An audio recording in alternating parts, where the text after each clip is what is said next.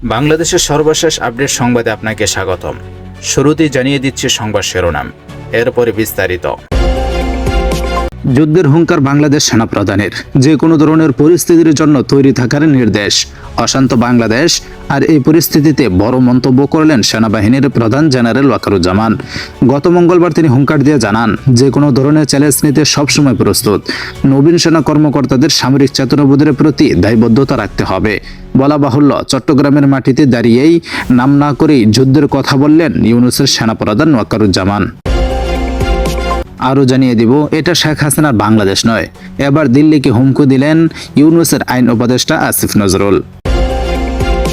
নতুন ইতিহাস রচনা করল ভারত বাংলাদেশ। কূটনৈতিক ঘটনা, ভারতের ত্রিপুরা রাজ্যের আগারতলায় বাংলাদেশের সহকারী হাই কমিশনে হামলার ঘটনায় ক্ষুব্ধ গোটা বাংলাদেশ।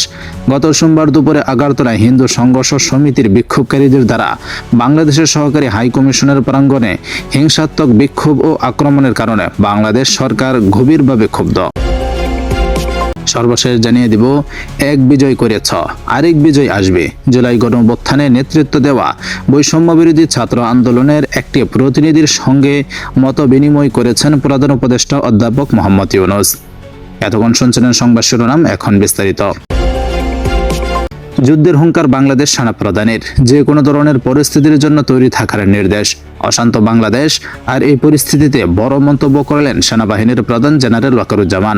গত মঙ্গলবার তিনি হুঙ্কার দিয়ে জানান, যে কোনো ধরনের চ্যালেঞ্জ নিতে সবসময় প্রস্তুত। নবীন সেনা কর্মকর্তাদের সামরিক চেতনাবোধের প্রতি দায়বদ্ধতা রাখতে হবে।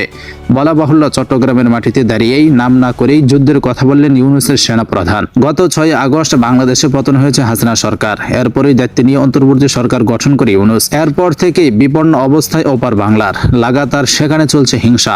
জামাত এবং পুলিশ, হিন্দু মন্দির ভাঙচুর থেকে শুরু করে সংখ্যালঘুদের উপর চলছে নির্মম অত্যাচার। এক কথায় বলা যায়, শাসন করার নামে উল্টো বাংলাদেশকে ধ্বংসশালীন পরিণত করেছে মোল্লা ইউনূসের সংগঠন। আর এবার তারই গোষ্ঠীর সেনাপ্রধান যুদ্ধের হুঙ্কার দিলেন। বলা বাহুল্য, হাসিনা পতনের পর থেকেই বাংলাদেশের টালমাটাল অবস্থা। আর সেই সময় যুদ্ধে নামার কথা বলে গোটা বিশ্বের কাছে কার্যত স্রেফ হাসির খোরাকে পরিণত হয়েছে সেনাপ্রধান জেনারেল ওয়াকারুজ্জামান। অন্যদিকে সম্প্রতি মোল্লা ইউনূস সরকার গ্রেফতার করেছে হিন্দু গুরু চিন্ময় মহাপ্রভুকে। আর বাংলাদেশ সরকারকে নিয়ে বেশ ক্ষুব্ধ নয়াদিল্লি। শুধু তাই নয়, অপার বাংলায় হিন্দুদের উপর চলা হিংসার ঘটনা পথে নেমেছে অপার বাংলার মানুষ। আর তখনই ভারতকে চাপে ফেলতে একাধিক পদক্ষেপ নিচ্ছে ইউনূস সরকার। এটা শেখ হাসিনার বাংলাদেশ নয়। এবার দিল্লিকে হুমকি দিলেন ইউনূসের আইন উপদেষ্টা আসিফ নজরুল।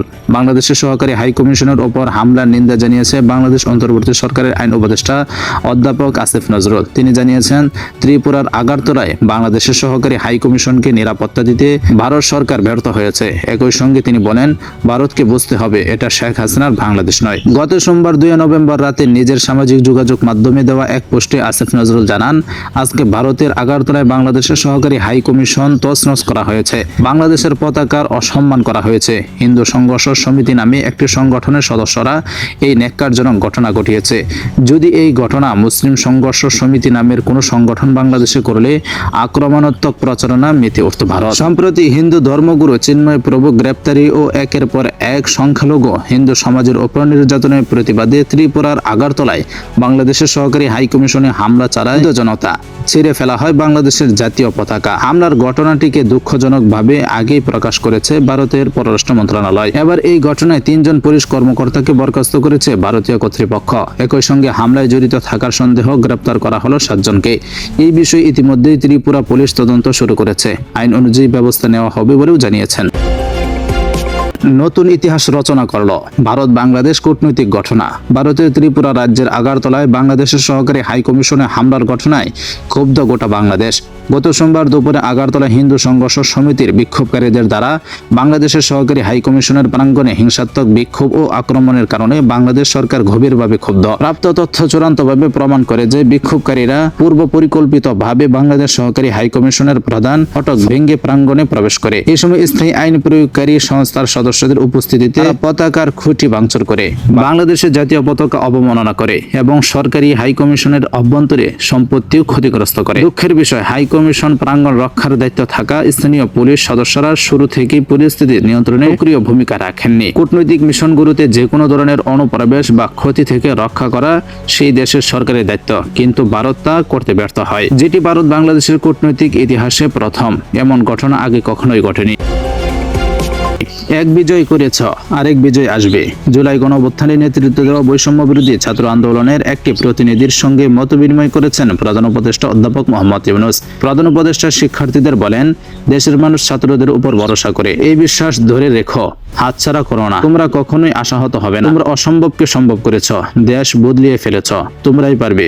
মানুষের আশা তোমাদের পূরণ করতে হবে, অন্তত সে পথে তোমাদের অগ্রসর হতে হবে। এক বিজয় করেছ, আরেক বিজয় আসবে। তোমরা বারবার আমাদের মনে করিয়ে দিবে যেন আমরাও সতর্ক হই, সজাগ হই। গত মঙ্গলবার সন্ধ্যা 6:30টায় রাষ্ট্রীয় অতিথি ভবন যমুনায় এ মতবিনিময় সভা অনুষ্ঠিত হয়। এ সময় শিক্ষার্থীরা প্রধান উপদেষ্টার কাছে দ্রব্যমূল্যের দাম নিয়ন্ত্রণ, নিহতদের রাষ্ট্রীয় খেতাব দেওয়া, আহতদের সুচিকিৎসায় সর্বোচ্চ অগ্রাধিকার দেওয়া এবং জুলাই গণহত্যায় জড়িতদের সর্বোচ্চ শাস্তি নিশ্চিতের জন্য জোর দিতে বলেন। এছাড়া গণমাধ্যম ও সোশ্যাল মিডিয়া সরকারের বিরুদ্ধে অপপ্রচার চালাচ্ছে বলে উদ্বেগ প্রকাশ করেন শিক্ষার্থীরা। প্রধান উপদেষ্টা শিক্ষার্থীদের বলেন, আলাদাভাবে কয়েকজন শিক্ষার্থীর সঙ্গে দেখা হয়েছে। আজকে অনেকের সাথে দেখা হলো, ভালো হলো। তোমাদের কথা শুনতে মূলত আজকে বসা। তোমরা সরকারের কাছে কি চাচ্ছ, আশাগুলো কি, কোনো পরামর্শ আছে কিনা, এটি জানতে চাওয়া। ডক্টর ইউনূস আরো বলেন, তোমরা রাষ্ট্রের অভিভাবক, তোমাদের কারণেই রাষ্ট্র। এই ভূমিকা ভুলে যেও না, নিজেদের ভূমিকা ভুলে যেও না। আজকে এখানে আছো, অনেকেই নেই, যারা নেই তারাও রাষ্ট্রের অভিভাবক। তোমাদের দায়িত্ব আছে রাষ্ট্র যেন ঠিক পথে চলে, যেন বিচ্যুত না হয়। একটু মনে রাখলে রাষ্ট্র সঠিক থাকবে, নিজের অভিভাবকত্ব ভুলে যেও না। দ্রব্যমূল্য নিয়ন্ত্রণ প্রসঙ্গে শিক্ষার্থীদের পরামর্শকে স্বাগত জানিয়ে প্রধান উপদেষ্টা বলেন, দ্রব্যমূল্য ঠিক থাকতে হবে। সিন্ডিকেট নাকি কি এই ধরনের ব্যাখ্যা আমরা চাই না। কতগুলো লোক বাজার মূল্য কবজা করে থাকবে, সেটা হতে পারে না। আমরা চেষ্টা করছি দ্রব্যমূল্য ঠিক রাখার। আমরা দ্রব্যমূল্য স্থিতিশীল রাখতে চাই। রমজানে দ্রব্যমূল্য স্থিতিশীল রাখার ব্যাপারে সর্বোচ্চ উদ্যোগ নিতে হবে, হঠাৎ করে যেন কোনো পরিস্থিতি না হয়। স্থানীয় সরকারকে শক্তিশালী করার পরামর্শে প্রধান উপদেষ্টা বলেন, স্থানীয় সরকার সংস্কারের জন্য কমিশন আছে, তারা পরামর্শ দিবে, আমরা কাজ করব। আমরা চাই স্থানীয় সরকারের কাছে ক্ষমতা ছেড়ে দেওয়া।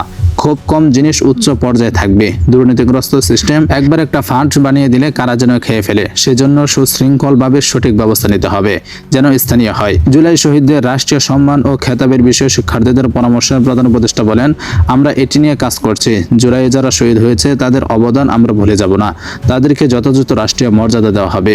শিক্ষার্থীদের সংস্কার প্রয়োজন। শিক্ষার্থীদের এমন পরামর্শ প্রসঙ্গে ডক্টর মোহাম্মদ ইউনূস বলেন, শিক্ষা ব্যবস্থা পুরোপুরি ধ্বংস করে দিয়েছে, যেন বাংলাদেশ কেউ শিক্ষিত না হয়ে উঠতে পারে, দক্ষ হয়ে না উঠতে পারে, সেজন্য পরিকল্পিতভাবে এটা হয়েছে। বেকারত্ব তৈরি করা হয়েছে, উদ্যোক্তাদের জন্য উৎসাহ বেঞ্চ কিছু নেই, এটা আমাদের ঠিক করতে হবে।